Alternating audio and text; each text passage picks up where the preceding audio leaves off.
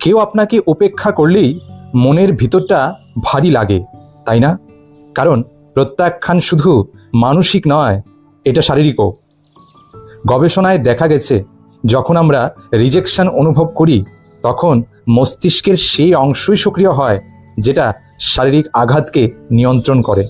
অর্থাৎ কারো অবহেলা মানে মস্তিষ্কের জন্য শারীরিক আঘাতের সমান। মানবজাতির বিবর্তনের শুরুতে সমাজ থেকে বিচ্ছিন্ন হয়ে যাওয়া মানে ছিল মৃত্যুর ঝুঁকি। সেই কারণে মস্তিষ্ক শিখে গেছে রিজেকশন মানেই বিপদ। কিন্তু এখন আর সেই পুরনো পৃথিবী নেই। এখন অবহেলা মানে নতুন শেখা, নতুন দিকের সুযোগ। কেউ আপনাকে যদি বেছে না নেয় তাতে আপনার মূল্য কম হয় না, বরং আপনি একটি নির্দিষ্ট জায়গায় বিকশিত হন। রিজেকশন মানে ভাঙা না, রিজেকশন মানে নতুনভাবে গড়ে তোলা। ধন্যবাদ।